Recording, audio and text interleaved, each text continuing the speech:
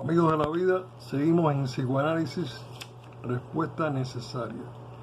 Vamos a seguir con la cuestión de lo que estábamos tratando sobre los mecanismos esquizofrénicos y neuróticos. Lo habíamos dejado en que son más frecuentes que los casos de delirios parciales, alucinaciones parciales o estereotipias parciales. Son los casos de pacientes esquizoides en los cuales los síntomas interesan solamente a la conducta emocional. Las emociones en estas personas parecen generalmente de carácter inadecuado. A menudo las emociones faltan completamente en situaciones en que era de esperar que existieran. Ese ser humano que cuando tiene que llorar no llora y cuando no tiene que llorar llora, en fin. Seguimos. Una falta de emociones que se debe no a una mera represión, sino a una verdadera pérdida de contacto con el mundo de los objetos.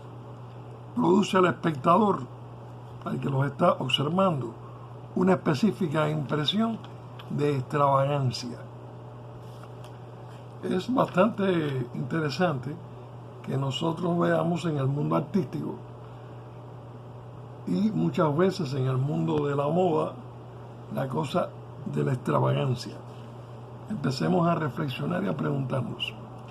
Ocurre frecuentemente que una falta de emoción es bruscamente interrumpida por accesos emocionales repentinos e incomprensibles. En otros casos, las emociones parecen relativamente normales, siempre y cuando se llenen ciertas condiciones. Por ejemplo, siempre que el paciente esté en condiciones de sentir que las cosas todavía no se han puesto demasiado serias. Los pacientes aparentan ser normales,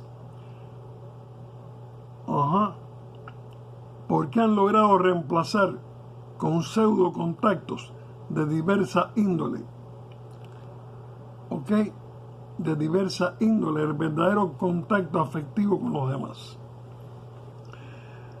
Actúan como si tuvieran relaciones afectivas con la gente.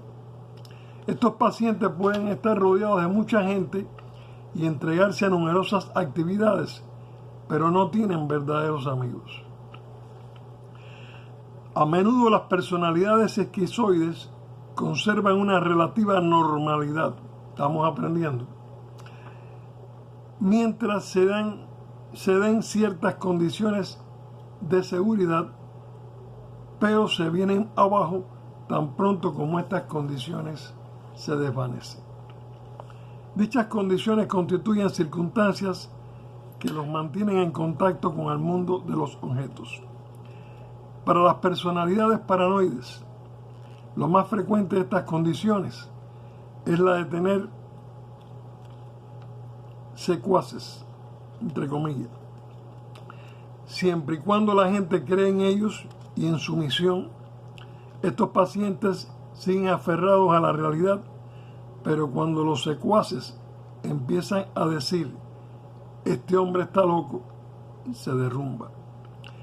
La dificultad del contacto con las personas esquizoides estriba también en el hecho de que, si bien se hallan lejos aún del uso esquizofrénico de las palabras, a menudo no vinculan a los términos que usan el mismo sentido que les da la gente normal.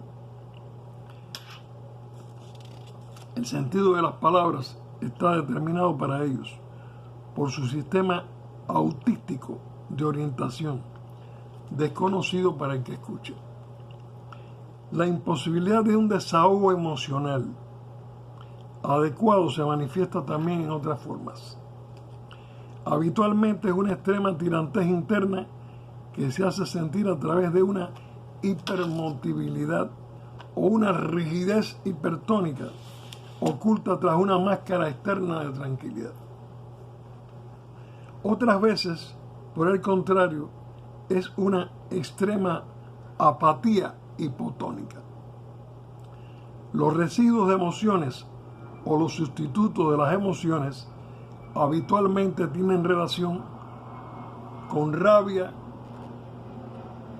o agresividad y a veces con homosexualidad.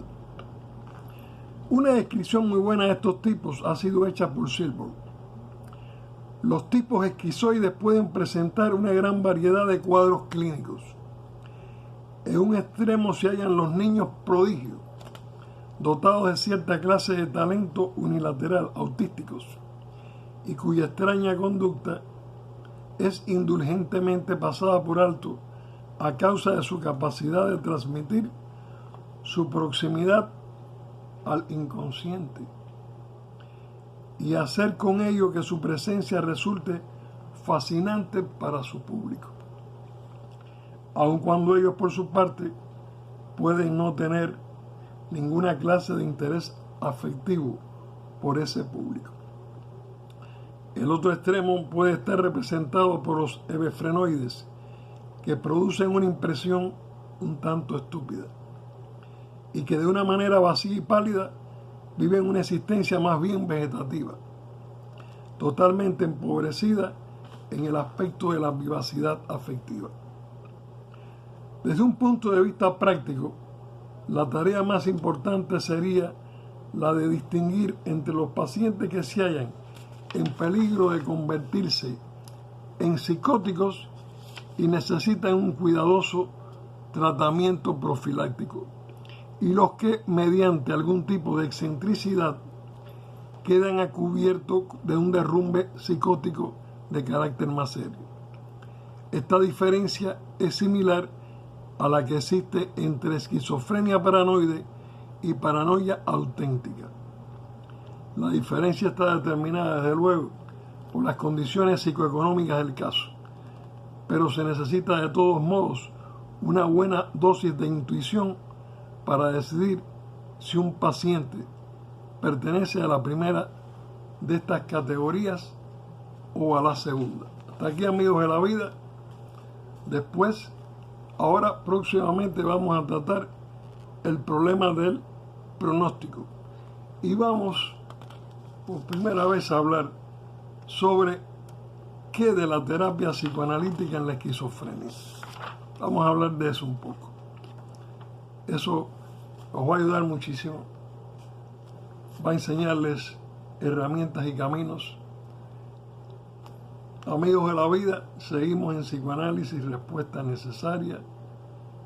Bien, aprendiendo a entender la herramienta, la teoría, la técnica y el camino y las ideas y la teoría psicoanalítica.